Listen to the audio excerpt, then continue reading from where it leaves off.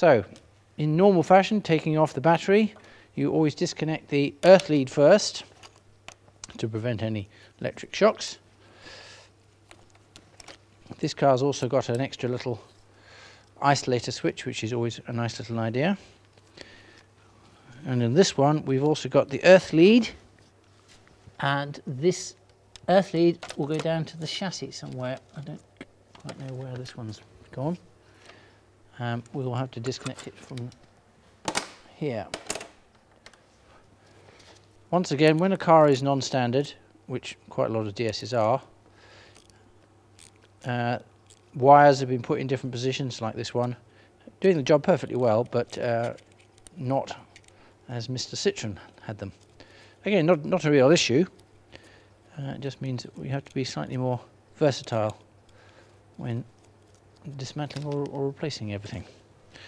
Okay, so that's the earth lead off. Now the positive terminal, which in this instance has got the solenoid relay for the starter motor on it. This one is closed right up. If you can see in the film there, you see that the clamp is right up tight and the bolt's down up. And we can improve this by taking the bolt out, and you can actually take a sliver of lead out in order to be able to get the clamp back. The other technique is, when you're putting this back onto the battery, is to actually tap it down first with a hammer to open up that and allow yourself a bit more clamp. Okay, it's got a couple of rubber insulators, which is always a good idea, so that you don't have any possibility of connecting direct to the earth frame. So that's the clamps off. Now we just need to take off both of these, slacken off the support brackets. They should both be 11mm, yes.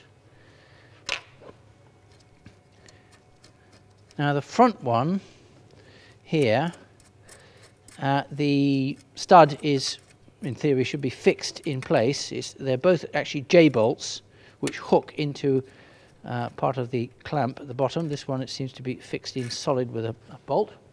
Again, not a problem. And the rear one, also being a J-bolt, which it is, what I would do normally here is slacken off the J-bolt and then unhook it. But this one has been fixed in with a split pin, so I can't do that. Again, same issue with, this is how other people have modified their cars to suit what they want. Also at the front of this one here, you've got the pipes, the return pipes, and you have you have the feed pipe from the reservoir to the pump, which goes through a clamp as part of the bracket support. Now the way to dismantle that is displace it by bending it slightly so that the thing comes out slightly to one side. As we've already drained the tank, taking out the filter housing here, carefully, you'll find at the bottom it doesn't want to come up through the hole, but it is already empty, and we now need to put that out of the way somewhere so it doesn't cause any issues. Again, being LHS, I want to be a little bit more careful about the possibility of dripping onto paintwork. All slightly awkward.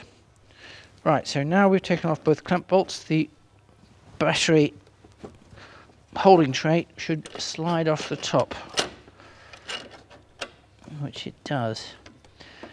There is a hook down on this side as part of the top, which holds a couple of wires and also the speedo cable, which I've just unhooked, allowing me to lift this up.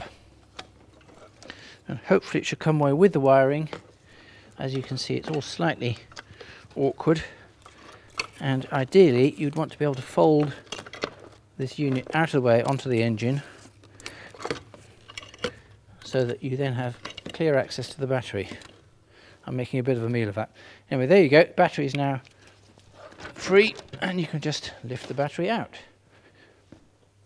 So at the bottom of the battery you have a plastic tray, which again is just to catch any drips, and then you have the steel frame underneath.